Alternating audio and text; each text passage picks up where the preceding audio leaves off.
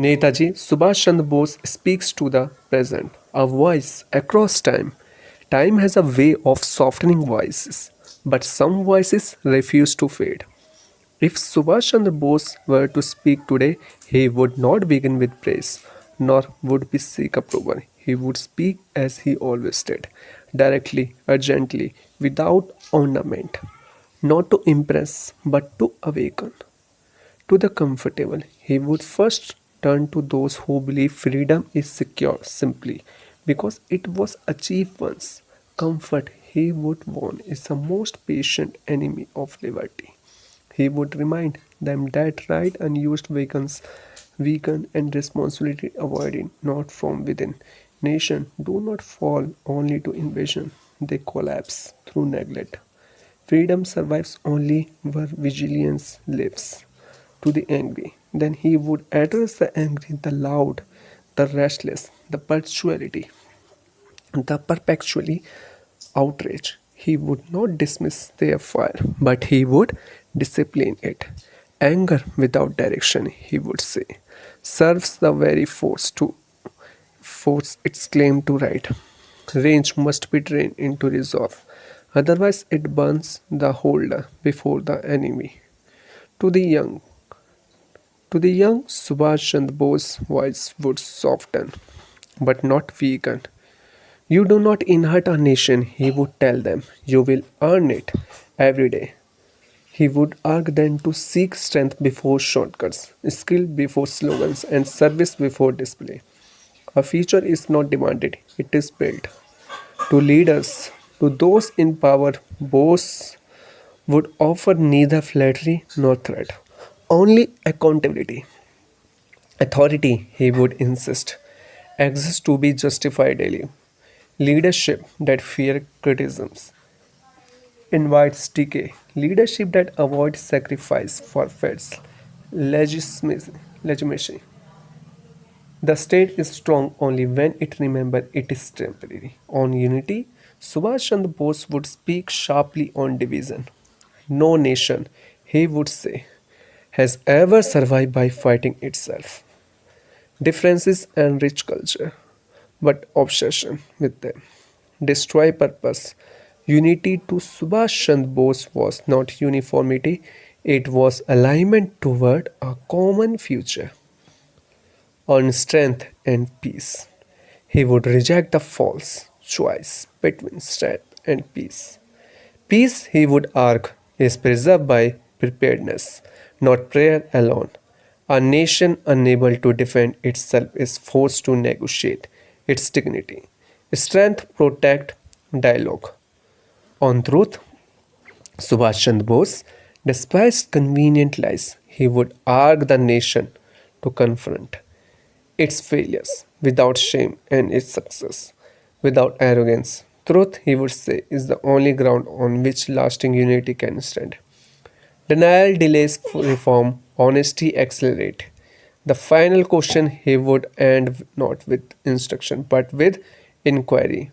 What have you done? He would ask, with a freedom that cost other everything.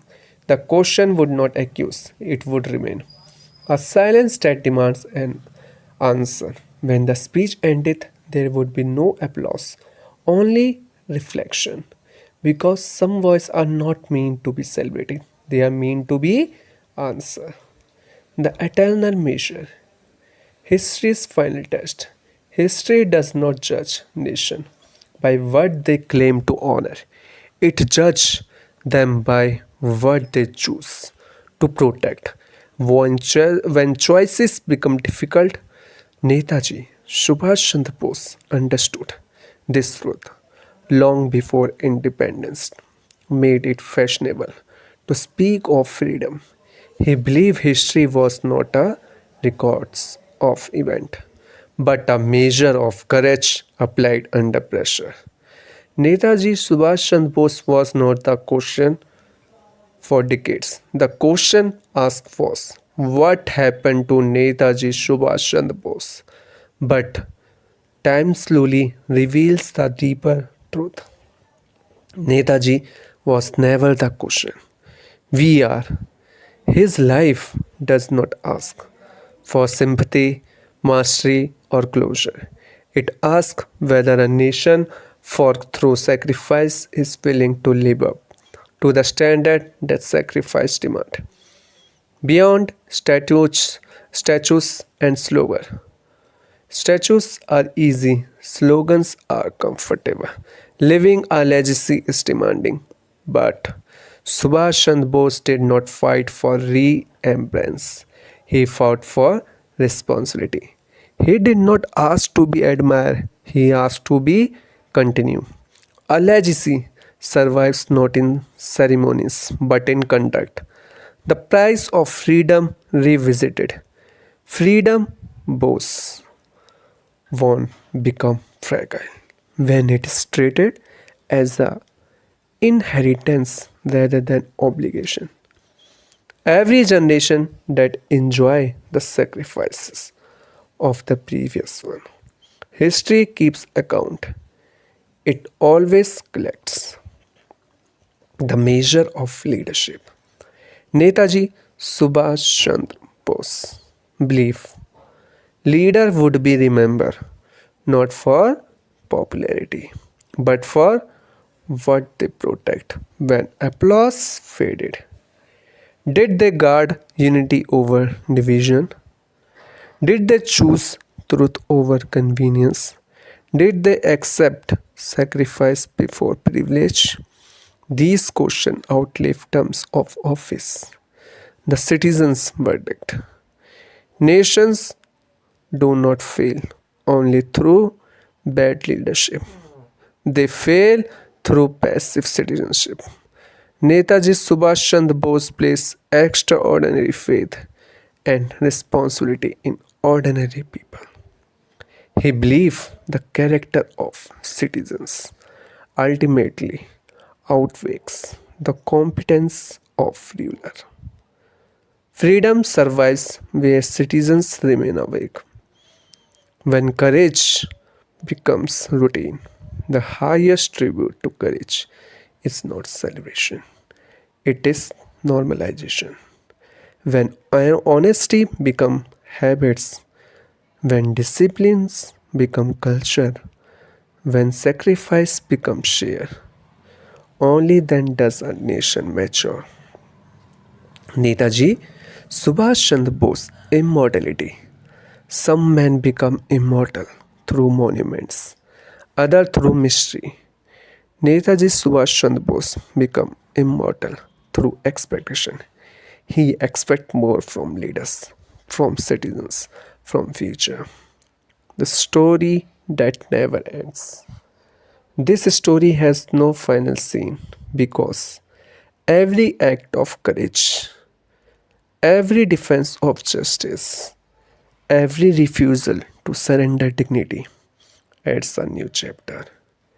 Netaji Subhash Chandra Bose life ended. Where and how remained debated. His standard did not. Netaji's life ended. Where and how remains debated. His standard did not. The final salute. If history were to offer Netaji Subhash Chandra Bose a salute, it would not be silence or ceremony. It would be a nation that remains strong without arrogance, united without fear, and free without forgetting the cost of freedom. That is the only tribute worthy of him. Epilogues, the command that remains. Netaji Subhash Chandra Bose left no throne behind. He left a command. Netaji Subhash Chandra Bose not returned, but understood. Be strong enough to be free. Be disciplined enough to stay free. Be courageous enough to deserve freedom. If you enjoyed this video, don't forget to like, share and subscribe.